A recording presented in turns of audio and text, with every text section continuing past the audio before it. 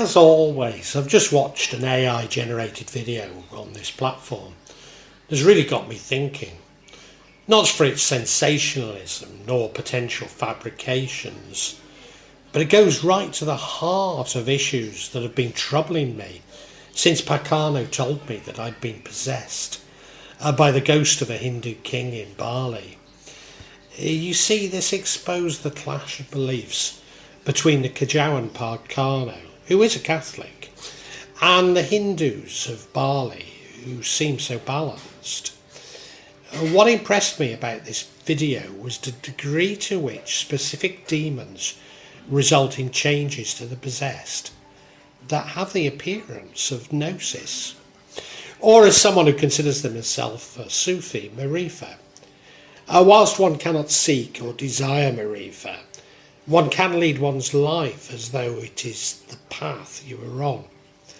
It's not necessarily the intention of this vlog to list the demons and the impact they have on the individual, interesting though this may be for you.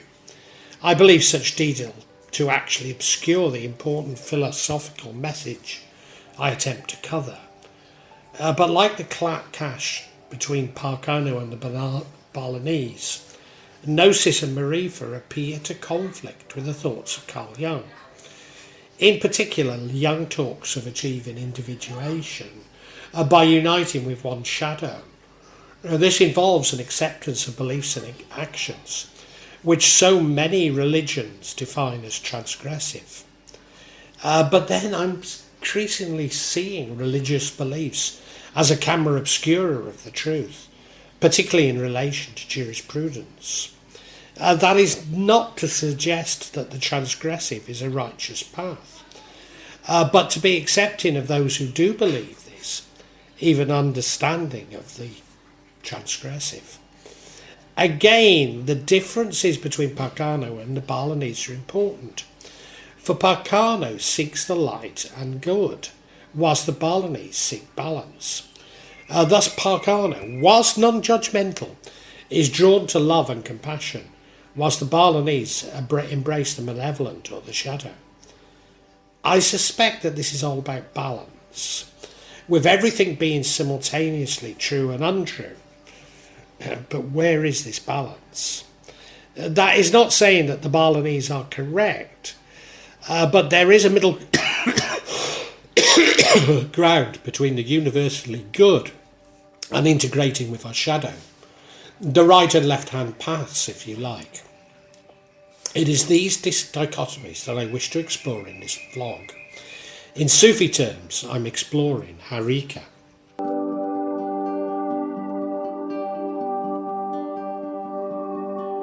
In order to understand deity possession, Avesa, in Bali, it's important to understand the nature of Balinese beliefs. The observant visitor to Bali will spot that their Hinduism is quite unlike that in India. Indeed, in common with Buddhist countries across Southeast Asia, animism seems to be at least as important as the formal religion within Bali. Superimposed on this animism are beliefs and rituals from the Vedas, but these seem less important than the influence of Madhyamaka Shaivism, in particular the Tantric tradition. Even the casual visitor to the island will be of the importance of Buddha to many Balinese, a sure indication of the Madhyamaka Shaivic tradition, which syncretised Buddhism with Hinduism and animism. It is the Madhyamaka which unites Bali with the rest of Indonesia, and particularly Java. No matter how forcibly Australian tourists are in trying to convince us that the Hindu Balinese are quite unlike the Muslim Javanese, there are far more similarities than differences, notwithstanding Pakano's reservations. The Madhyamaka Tantric tradition is all too often left-handed within Java, whereas in Bali it certainly exists, but once again it's all about balance. Again, I must emphasise that these tantric practices and beliefs are absolutely nothing to do with a retreat in Imbued for Western New Ages. No, it is something which is very much integrated within Balinese religious beliefs and practices. This includes their recognition of everything, including ourselves, has the capacity for both good and bad. And mystical and esoteric elements are deeply embedded in rituals, which unite people in a religious spirit due to their necessity in Balinese public life. Nevertheless, the term Tantra is unfamiliar to most Balinese. Tantric elements are present in their rituals, and making it difficult to categorise them as purely Tantric or Vedic. In South Asia, divine power is believed to manifest in a variety of ways, through a variety of means in temple objects, sacred spaces, through ritual, devotional practices and so on. One of the more interesting manifestations of this is the incorporation of divine power into the human body, commonly known as deity or spirit possession, which is in the Sanskrit literature is often denoted by the term Avesa.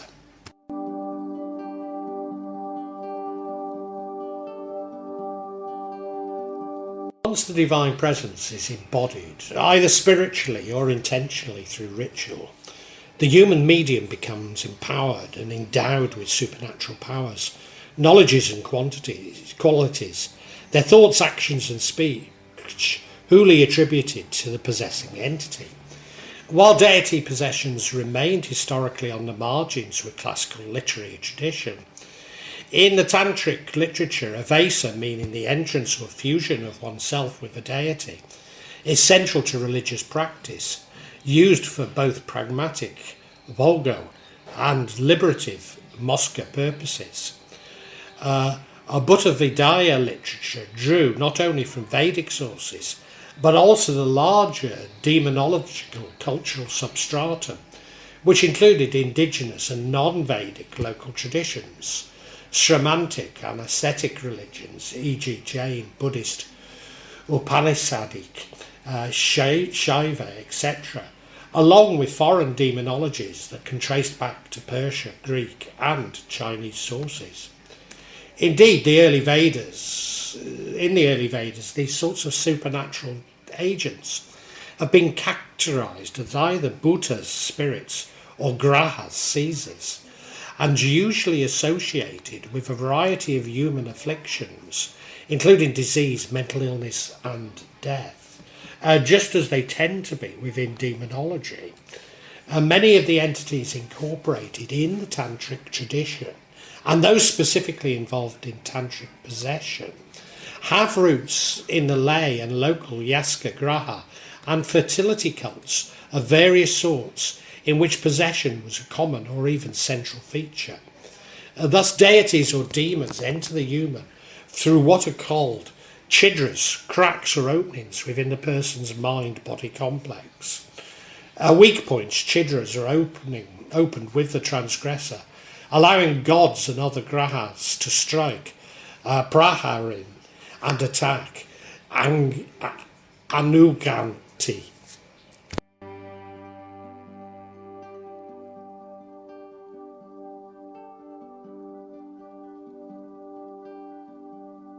The Balinese Hindu religion is based on three interconnected principles.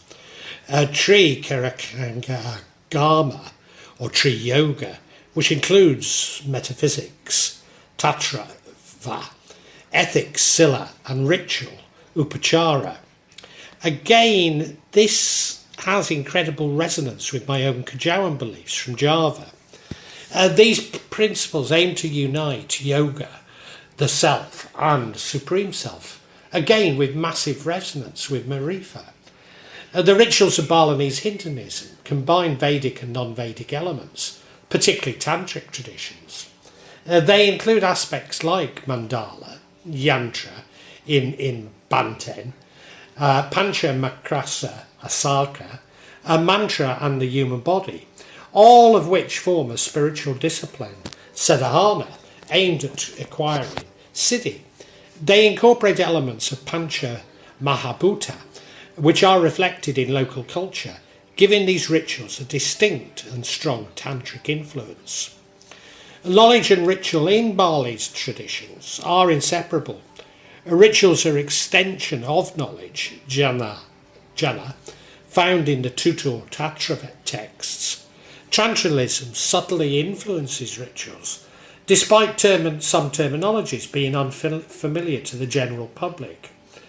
Avesa is a form of divine intervention where the god or goddess temporarily takes control of a person or object.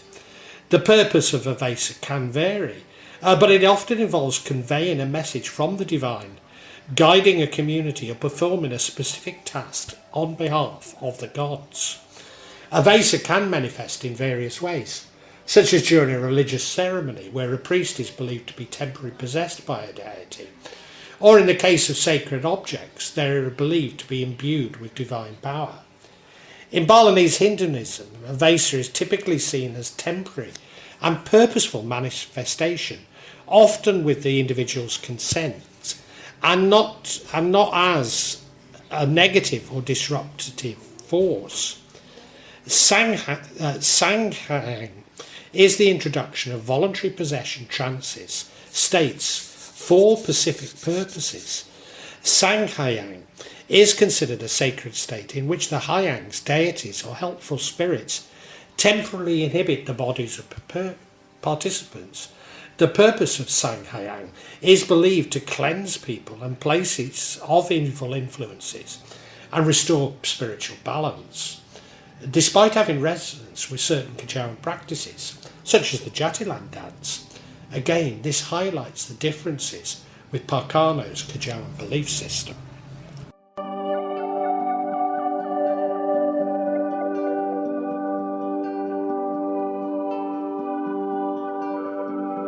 Demons are generally classified as spirits which are believed to enter into relations with the human race.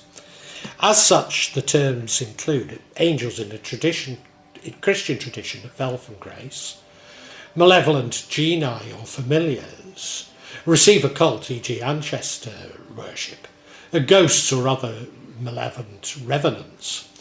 The concept of spirit possession exists in many cultures and religions, depending on the cultural context in which it is found. Possession may be thought of as voluntary or involuntary, but may be considered to have beneficial or detrimental effects on the host. Whilst there are many classifications of these demons, a useful chronology comes from the German theologian Peter Binsfeld's Princes of Hell. That is Lucifer with pride, Mammon with greed, Asmodeus with lust, Leviathan with envy, Beelzebub with gluttony, Satan with wrath, and Belphegor with sloth.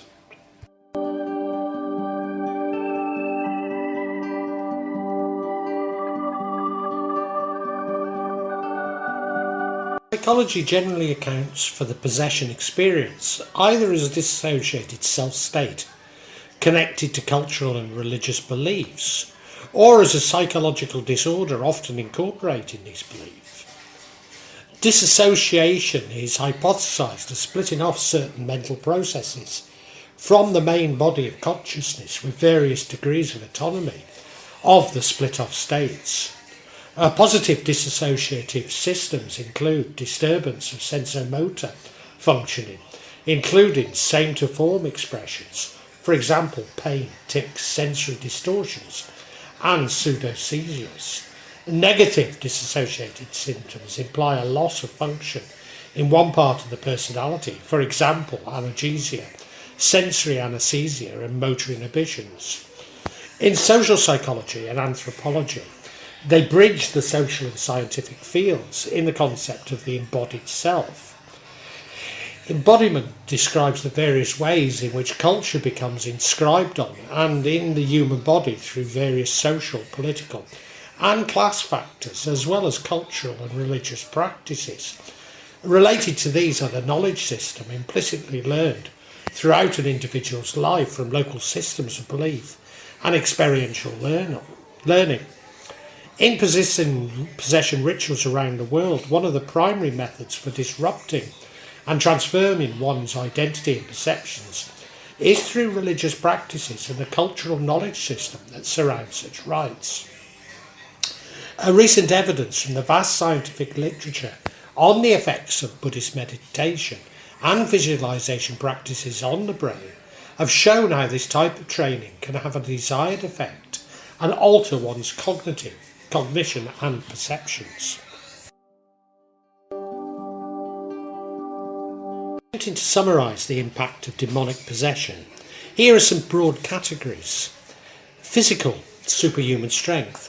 Some accounts describe the possessed exhibiting physical strength beyond their normal capabilities. Speaking in tongues, the ability to speak languages unknown to the individual, is another commonly reported effect.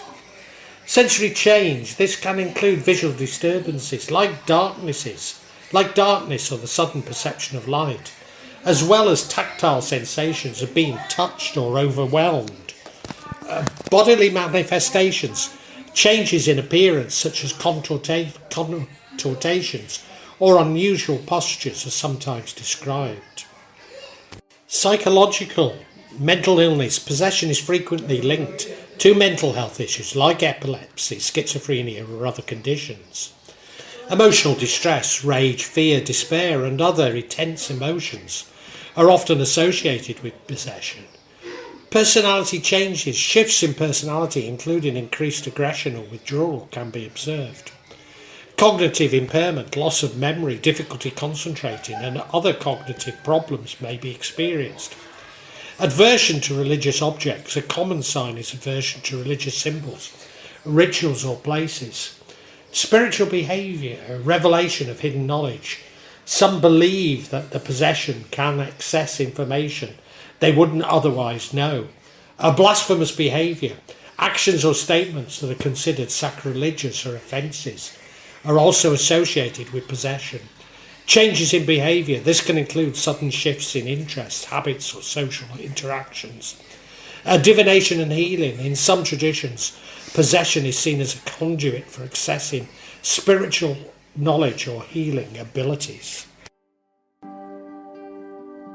Returning to Gnosis, so many of the effects of demonic possession appear to have resonance with reported changes in the human as the ego dissipates. These would include Gnosis as transformative knowledge.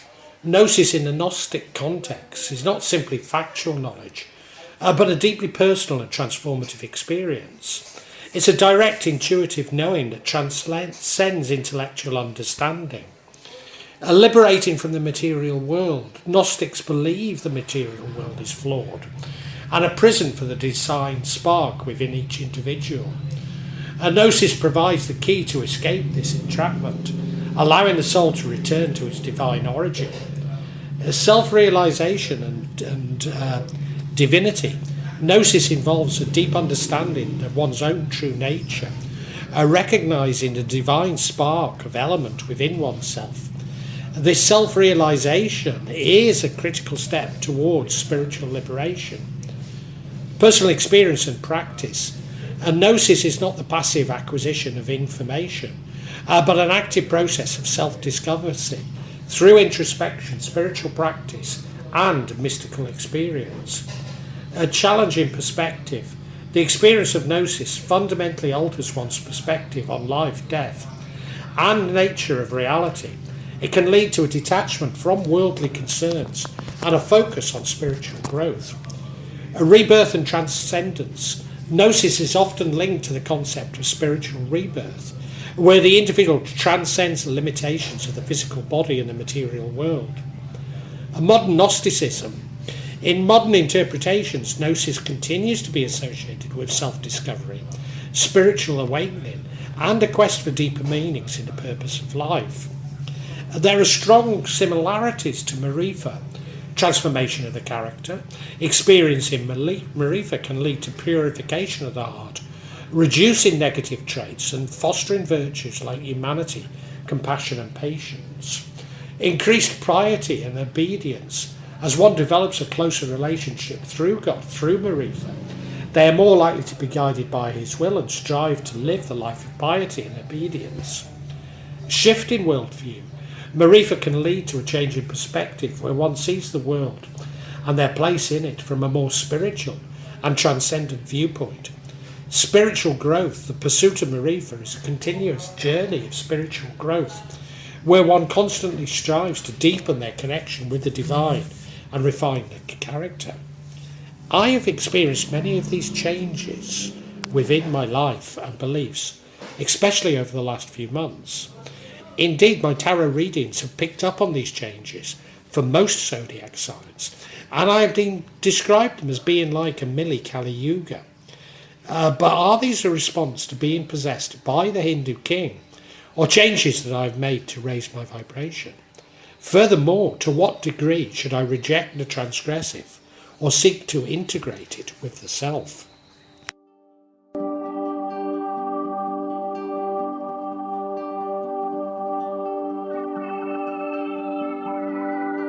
All this is leading to is the dichotomy. Are these entities, whether we see them as deity or demons, assisting us in achieving a gnosis or preventing us from doing so?